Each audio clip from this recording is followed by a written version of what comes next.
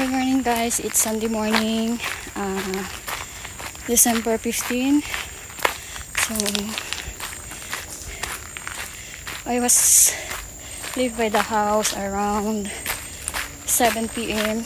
and then I reach here in McRitchie Reservoir around 8 a.m. and then I started my run 8:30 a.m. and now I reached 2 kilometers. About time now is 5:50.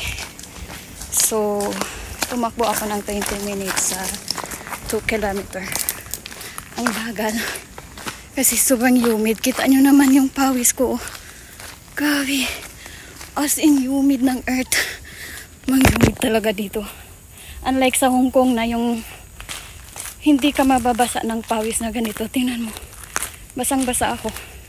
Even though the trail naka-shell siya sa mga trees, pero tingnan mo, super humid talaga yung wala kang malanghap na hangin. As in, walang hangin na dadampi sa balat mo. Grabe. Ang ganda ng trail. Tingnan nyo. Yan. Ayan na. Walang, may mga shell siya, malalaking trees.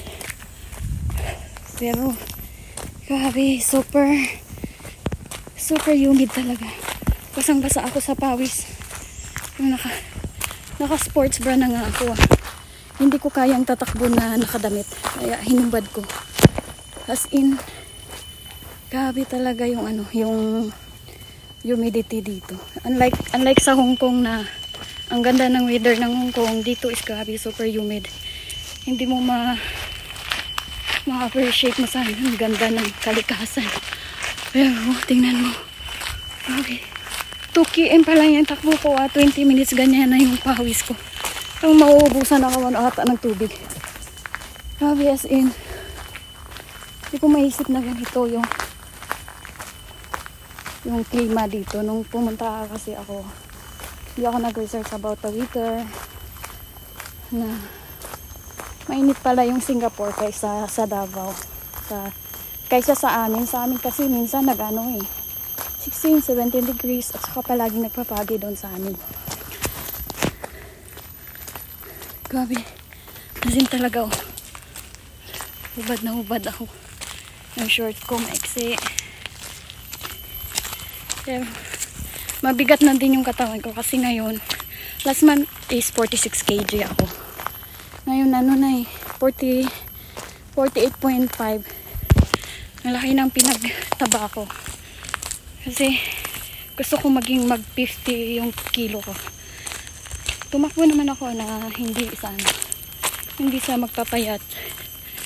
Matagal 1 month, almost 1 month na kasi ako hindi tumatakbo. Yung every Sunday.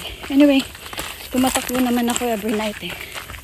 Pero iba yung day off ko, mag-spend time sa nature. Hindi na kasi ganun kagaya ng dati na mag-day off ako, nature agad. Ngayon iba na eh kasi may schedule na anong gagawin ko, kailan niya ako pipick upin sa bahay. Kaya hindi ko na maano yung yung time ko, kaya umaga, suppose 6 AM ako umalis, pero ang dilim pa pala ng 6 AM. Pero pag sabi na sobrang liwanag na, kaya yun. Tapos ang ayaw ko dito yung biyahe ba, ang hirap ng biyahe dito. Yung nag-travel ako almost 1 hour, umalis ako ng bahay 7, 1 hour ako nag-travel. Ay ayun, sabi ko it's wasting time ba, kumbaga. My sister works for Foodpanda and she gets like the Foodpanda whatever VIP. Inaano ko kasi gusto ko yung sunrise. Nung naabutan ko dito, mahaba na yung araw. Kaya later, yayain ko si Jowa for the sunset dito. Kasi mas maganda yung sunset dito eh. Kung papayag. Kasi sabi niya kasi mag-a-ironing daw siya ng mga damit niya. So andun ako sa bahay niya, mag-a-iron siya. Pag-isipan ko pag tutulungan ko siya o hindi. Sabi niya kasi nung mga kagabi, hindi siya makapa-spend time sa akin sa labas. Kaya doon lang kami sa bahay niya. Kasi ang dami daw niyang na-stock na mga mga gawain. Kasi umuwi, di ba? Umuwi yung helper niya sa Pinas. Kaya ang dami niyang gawain. Wait, ang ganda ng puno. Ang laki ng puno as in. Wait, ikakat ko muna dito.